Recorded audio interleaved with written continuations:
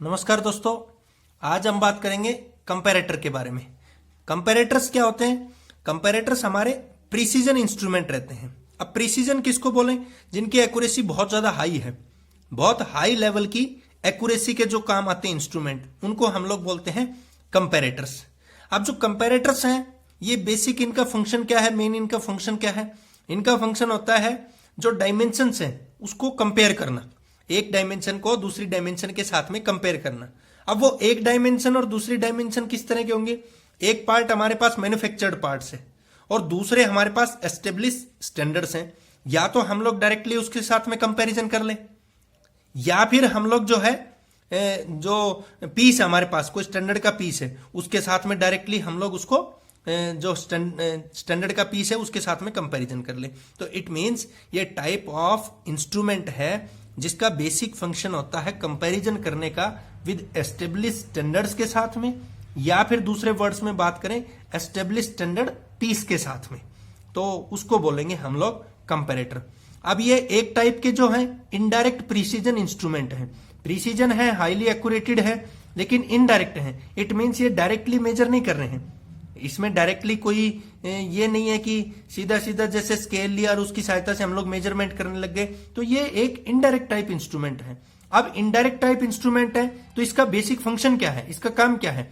इसका काम है कि डिटेक्ट करना, कि जो डिफरेंस है उस डिफरेंस को डिटेक्ट कर ले और फिर उसको डिस्प्ले कर देना।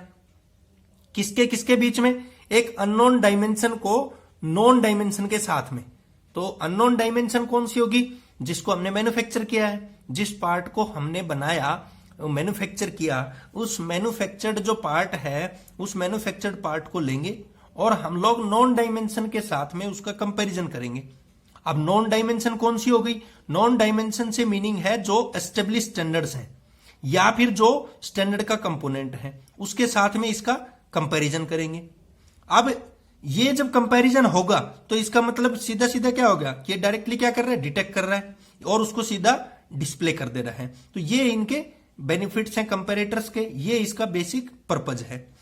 एक टाइप के ये मैग्निफिकेशन डिवाइस हैं जो कि मैग्नीफाई करते हैं। अब मैग्नीफाई से मीनिंग क्या है कि हम लोग बात करें तो प्रोफाइल प्रोजेक्टर है, वो किसी की इमेज को कैप्चर करेगा फिर उसको मैग्नीफाई कर देगा। या हम लोग इसको बात करें सिंपल, जैसे कैमरा है या फोन से हम लोग फोटो खींच रहे हैं, तो वो क्या किया, किसी की इमेज को स्कैन किया, कैप्चर किया, कैप्चर करके उसको मैग्नीफाई किया, मैग्नीफाई करके आप हमारे सामने वो प्रोजेक्ट कर देगा उसको। ऐसे ही थिएटर्स में मूवी है तो वो जो प्रोजेक्टर है तो उसके ऊपर वो मैग्नीफाई होके इमेज सामने दिखती है। तो वो होता है मैग्निफिकेशन डिवाइस। तो इसका फंक्शन क्या है? डिफरेंस को मेजर करना। अब हम लोग इसमें बात करें तो ये अलग अलग टाइप के हो सकते हैं। जैसे मान लो हाइड्रोलिक टाइप हो सकता है, मैकेनिकल टाइप हो सकता है, इलेक्ट्रिकल टाइप हो सकता है, या फिर न्यूमेटिक टाइप हो सकता है। आगे की वीडियो में एक एक जो है उनके बारे में बात करेंगे। तो कहने का मतलब क्या है कि जो ये कंपैरेटर अलग अलग टाइप के हैं उसमें अलग अलग मैग्निफिकेशन के हिसाब से, जैसे मान लीजिए हम लोग मैकेनिकल टाइप है तो उसमें डायल टाइप का यूज कर सकते हैं, एक उसमें नीडल का यूज करके और फिर डिफरेंस को चेक कर सकते हैं। तो वो हमारे पास होगा कंपैरेटर, कि दो चीजों के बीच में है, दो जो पीस है यानी एक स्टैंडर्ड का पीस और एक जो मैन्युफैक्चर किया उसके कंपैरिजन करना, या फिर एक ऑलरेडी एस्टेब्लिश स्टैंडर्ड है उनको लेके और हम लोग किसी पीस को चेक करें, तो वो हमारे पास हो गया कंपैरेटर। ये था दोस्तों कंपैरेटर और कंपैरेटर के फंक्शंस। थैंक यू दोस्तों।